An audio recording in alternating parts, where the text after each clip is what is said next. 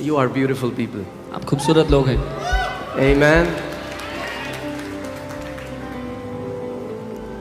So इस Friday आपको पता है दिल्ली में क्या था? You know what happened in Delhi this Friday? कई जगह में कमर तक का पानी था. There was waist level water on many roads. और एक बारी में मुझे थॉट आया कि कहीं लोग फंस जाएंगे, किसी की गाड़ी ना खराब हो जाए रास्ते के बीच में. तो मुझे ये थॉट आया कि क्या हम सर्विस कैंसिल कर दें. And for a moment I got this thought that people can get stuck, their cars can get stuck. Should we cancel the Friday all night prayer service? मगर जब मुझे टीम ने बताया कि 5,000 से ज़्यादा लोग ऑल नाइट प्रेयर में आए, पूरी रात प्रार्थना करने के लिए. But then the team told me that more than 5,000 people came to pray all night. Amen. Amen. You are a hungry bunch of Jesus lovers. आप यीशु के बड़े ही भूखे प्रेमी लोग हो. Amen. Hallelujah. Hallelujah. चलिए हम लोग वचन में चलते हैं क्योंकि वचन हमारे इस मसीह जीवन का आधार है. We will go into the word for it is the foundation of our Christian life. Amen. So जब आप वचन को सुनते भी हो, When you hear the word, केवल इन कानों से नहीं मगर आत्मा के कानों से सुनो. don't just hear from these ears but from the ears of your spirit. Amen. अगर आप सच में वचन को समझना चाहते हो, अंडरस्टैंड करना चाहते हो, तो परमेश्वर का आत्मा उसके वचन के गूढ़ प्रकाशनों को आप पर प्रकट करेगा. If you really want to understand the deep mysteries of the word of God, then the spirit of God can reveal those mysteries to you. प्रभु यीशु मसीह ने बताया कि शैतान तुरंत आकर वचन उन लोगों से चुरा लेता है जो वचन को सुनकर समझते नहीं हैं. Lord Jesus told about the devil stealing the word from those people who do not understand the word of God. और वचन को वो लोग नहीं समझते जो समझना नहीं चाहते. And only those people do not understand the word of God, those who do not want to understand it. क्योंकि जो समझना चाहते हैं उनके ऊपर परमेश्वर अपने वचन को प्रकट करता है. Because whoever wants to understand, the Lord will reveal his word to those. क्योंकि हम में से कोई भी वचन को अपने इंटेलेक्ट से, अपने ज्ञान से, अपने बुद्धि से नहीं समझ सकता. Because none of us can understand the word from our own understanding, our own wisdom. Amen. हमें नम्र होना पड़ेगा एक बच्चे की तरह और हमें उसके पास जाके बोलना पड़ेगा, पापा आप मुझे अपने उस वचन को समझाओ. We'll have to be humble like a child and go to him and say, Papa, teach us your word. Amen. Hallelujah. Hallelujah. Can we all stand? Let's read a scripture अपने साथ पे together. खड़े हो, एक वचन साथ में पढ़ेंगे. Amen. Deuteronomy 30:16. हम लोग मिलकर पढ़ते हैं. Let's read it in English first and then we'll read it in Hindi. व्यवस्था विवरण 30 उसका 16 पहले अंग्रेजी में फिर हिंदी में पढ़ेंगे. Okay, is that all right? ठीक है? Okay.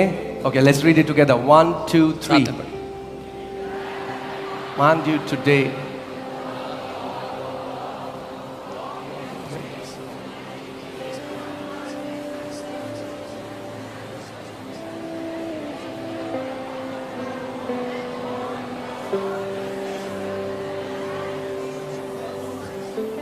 Amen. Come on, let's read it in Hindi now. क्योंकि मैं आज तुझे आज्ञा देता हूँ कि अपने परमेश्वर यहोवा से प्रेम करना और उसके मार्गों पर चलना और उसकी आज्ञा, विधियों और नियमों को मानना, जिससे तू जीवित रहे और बढ़ता जाए और तेरा परमेश्वर यहोवा उस देश में जिसका अधिकारी तू जा रहा है. Amen. In that I command you today to love the Lord your God. मैं तुझे ये आज्ञा देता हूँ कि तू अपने परमेश्वर यहोवा से प्रेम रखना. कई मसीह लोग हैं आज जो यहोवा की सेवा करना चाहते हैं मगर सेवा से शुरू नहीं होता, शुरू होता है उससे प्रेम करने से.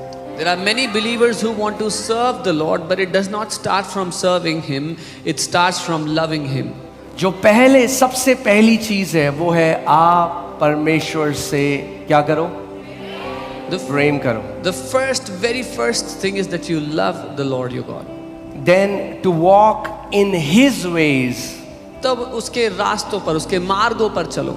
That means His plans. उसकी योजनाओं पर चलो. Do you know that before you were born, God has written a book about you? क्या आप जानते हैं आपके जन्म लेने से पहले परमेश्वर ने आपके बारे में एक किताब लिखी है? David says, teach me to number my days that are written according to your book. Dawood कहता है मुझे अपने दिनों की गिनती करना सिखा उसके अनुसार जो जैसे तेरी किताब में मेरे लिए लिखा है। So each one of you has a book in heaven. आप में से हर एक के लिए एक किताब है स्वर्ग में। You can live according to his ways or you can live according to your ways. आप या तो अपने मार्गों के हिसाब से जी सकते हैं या उसके मार्गों के हिसाब से जी सकते हैं। And because the Father is so gentle, he will never force himself on you. He will always lead us but never force his will on us. और क्योंकि पिता इतना नम्र है वो कभी भी हमारे ऊपर जबरदस्ती नहीं करेगा, वो हमेशा अगुवाई करेगा। Amen. आमीन। And to keep his commandments, his statutes and his judgments. और उसकी विधियों, उसकी आज्ञाओं और उसके नियमों को मानना। In simple words, you become a doer of the word of God. साधारण शब्दों में आप परमेश्वर के वचन को करने वाले बन जाओ। It's not just enough to be familiar with the written scriptures. सिर्फ लिखित वचन को जानना ही काफी नहीं है। Sometimes it's dangerous. कई बार खतरनाक है। In fact, the people who receive the least when the sermon is preached are those who think they know what this word says. बल्कि जो सबसे कम ग्रहण करते हैं वचन के समय में वो लोग हैं जिनको लगता है कि उनको पता है कि यहाँ क्या लिखा हुआ है। But the word of God is alive and powerful. लेकिन परमेश्वर का वचन जिंदा है और शक्तिशाली है। God can use the same scripture and speak to you in 10 billion different ways and teach you a new thing every time the word is being preached. परमेश्वर एक ही वचन का इस्तेमाल करके आपसे कई सौ करोड़ों बार बात कर सकता है, अलग अलग चीजें सिखा सकता है। Amen.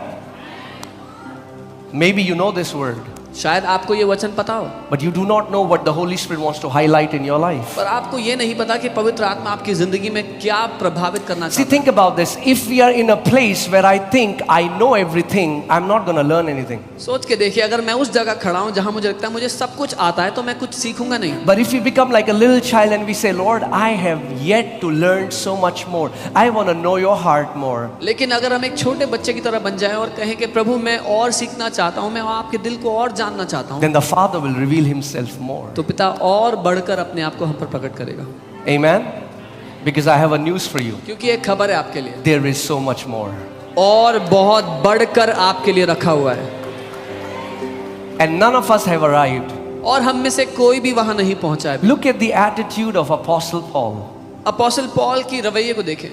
The man whom God chose to lay the foundation of the New Testament. वो मनुष्य जिसको परमेश्वर ने नई वाचा की नींव रखने के लिए चुना। The man who was given the gospel of grace. जिस व्यक्ति को अनुग्रह का सुसमाचार सौंपा Who गया, wrote 2/3 of the Bible. जिसने बाइबल का 2/3 अंश लिखा, And look at his attitude. और उसका रवैया देखें। He says, I forget what is behind and I press on because he knew there is so much more for him. वो कहते हैं जो कुछ पीछे है उसको मैं भुला करके आगे बढ़ता हूं क्योंकि वो जानते हैं और बहुत कुछ रखा है उनके लिए।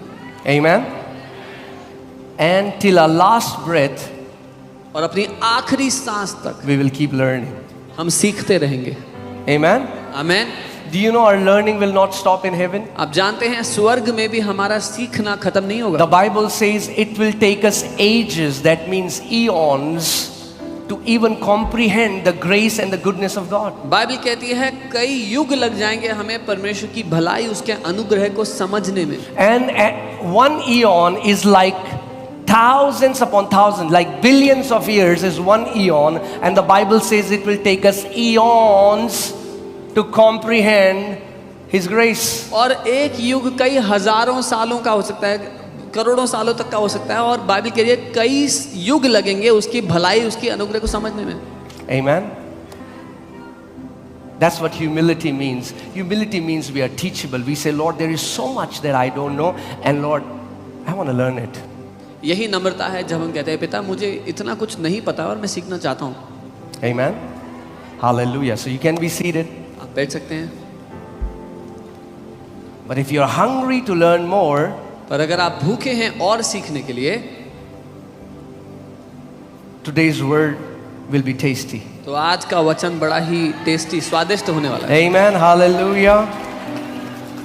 See, I think when I hear this, that's one of the greatest privileges that I feel.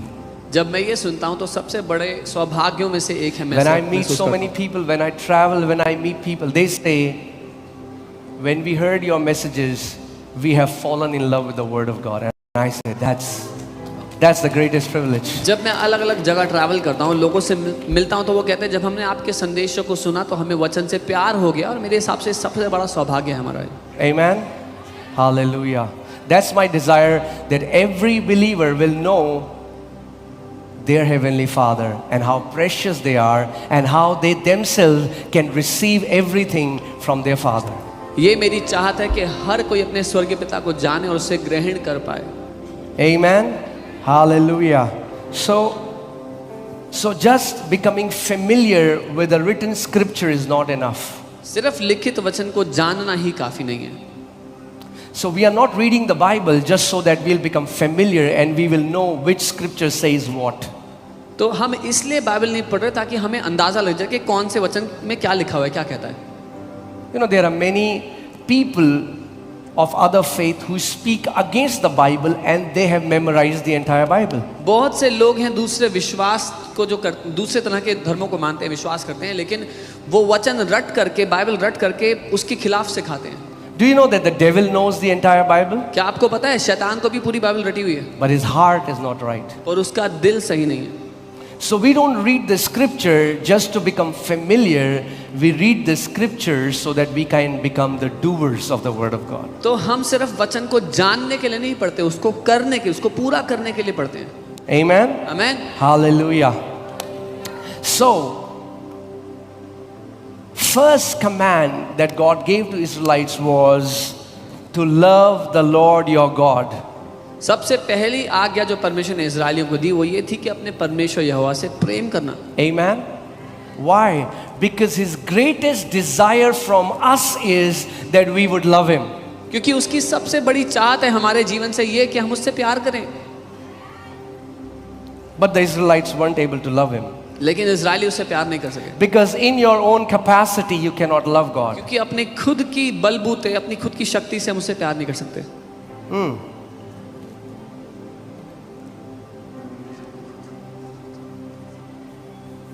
Because you cannot give something to someone what you don't have. क्योंकि आप किसी को वो नहीं दे सकते जो आपके पास नहीं है। Without Christ we are bankrupt in love. मसीह के बिना हम कंगाल हैं प्रेम में। Are you getting what I'm saying?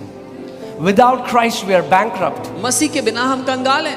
So what does God do? तो परमेश्वर क्या करते हैं? God pours out his love in our hearts through the Holy Spirit and makes us billionaires and trillionaires in love. परमेश्वर अपना प्रेम पवित्र आत्मा के द्वारा हमारे हृदयों में उंडेल देते हैं और हमें खरबोपति बना देते हैं प्रेम में। Amen. And now we can love him with the same love that he poured in our hearts through the Holy Spirit. और अब उसी प्रेम के द्वारा जो पवित्र आत्मा के द्वारा उसने हमारे दिलों में डाल दिया, उससे हम पिता से प्यार कर सकते हैं। Romans 5:5. Yeah? Can you put Romans 5:5? So nobody today, no believer can say, I cannot love God. तो आज कोई भी विश्वासी ये नहीं कह सकता कि मैं परमेश्वर से प्रेम नहीं कर सकता। I don't have the capacity to love God. मेरे पास क्षमता नहीं है परमेश्वर से I प्यार don't know how करने to की। love God. मुझे नहीं पता कैसे प्यार करूं परमेश्वर को। No, look what the Bible says. The love of God has been poured out. Whose love?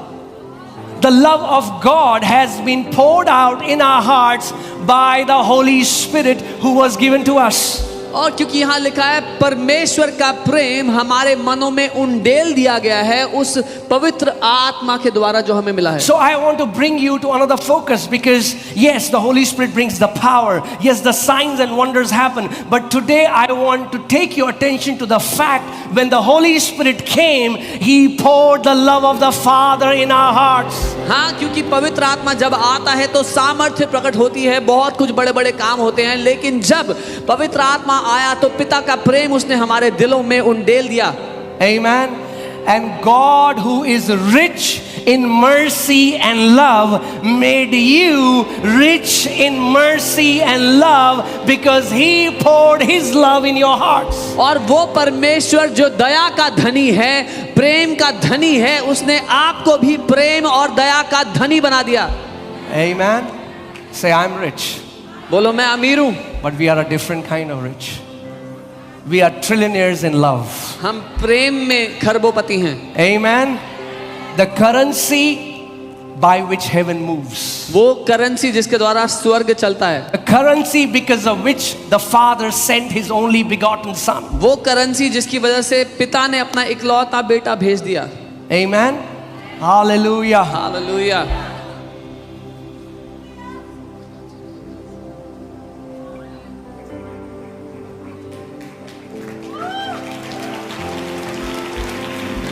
The Bible says, now abide faith, hope, and love, but the greatest among these three is love. Bible कहती है अब विश्वास, आशा और प्रेम है, पर इनमें सबसे बड़ा जो है वो प्रेम है। And you know what the Bible says in Galatians 5:6, that even faith, genuine, pure, sincere faith operates or works through love. और बाइबल कहती है जो सच्चा विश्वास है वो भी प्रेम ही के द्वारा कार्यशील होता है, काम करता है। Amen. If you are walking in love, you won't have problem with faith. अगर आप प्रेम में चल रहे हो तो आपको विश्वास की कोई कमी नहीं होगी, कोई दिक्कत नहीं होगी।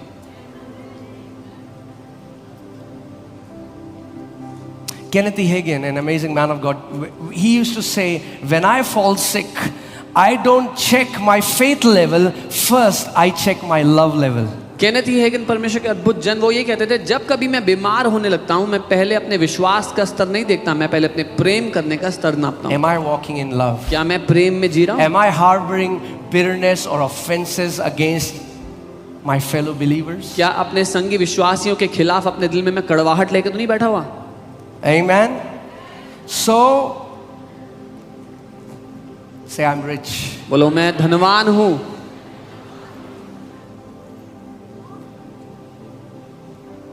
Hallelujah. Yes. I mean, like when you are blessed, God will trust you with wealth. But what I'm saying is, this wealth is temporary for some time. But what God has given you far exceeds every wealth of this world. He gave you the love with which He loves us. हाँ, जब आप आशीषित हो तो आप धन में भी आशीषित होगे, परमेश्वर आपको वो भी देगा, लेकिन उस सब से बढ़कर जिस धन में उसने हमें अमीर बनाया है वो परमेश्वर का प्रेम। Amen. And isn't that beautiful? That now the same love with which the Father loves me, I can love Him, I can love my wife, I can love my fellow believers, I can love my kids, because I have a great supply of love in abundance which was poured in my heart when the Holy Spirit came to dwell in me. और क्या ही अद्भुत बात है कि जिस प्रेम से पिता ने मुझसे प्रेम किया है, उस प्रेम से मैं अपनी पत्नी से, अपने संगी विश्वासियों से, अपने बच्चों से, औरों से प्रेम कर सकता हूं, क्योंकि उसने ऐसी बड़ी मात्रा में वो प्रेम मेरे अंदर उंडेल दिया। Hallelujah. Hallelujah. Say, I am rich in love. बोलो मैं प्रेम में धनी हूं। Wow. And if you are rich in love, और अगर आप प्रेम में धनी हो, then heaven sees you as really a rich person. तो स्वर्ग आपको सचमुच में धनवान देखता है। When the heaven sees, there are many beggars who have lot of money. जब स्वर्ग देखता है तो बहुत से भिखारी दिखाई देते हैं जिनके पास बड़ा पैसा है। They have earthly wealth, but they are bankrupt in love. They दुनिया- cannot show mercy. There is no mercy in their heart, and when heaven looks at them, they look like beggars. दुनिया की नजरों में तो पैसा है, लेकिन उनके दिलों में दया नहीं है, तरस नहीं है, दूसरों पर दया नहीं खा सकते, और जब स्वर्ग उनको देखता है तो वो बैंकरप्ट, कंगाल नजर आते हैं। Hallelujah. Today I want to teach you about something which doesn't have a very good reputation in the church. आज मैं आपको कुछ ऐसा सिखाना चाहता हूं जिसकी हैसियत कलीसिया में ज्यादा अच्छी नहीं है। Hasiyat, let's use some others. Not rutba. Yeah, नाम is good. जिसका नाम इतना अच्छा नहीं है कलीसिया में, And that is the word obedience. और वो है आज्ञाकारिता। Amen.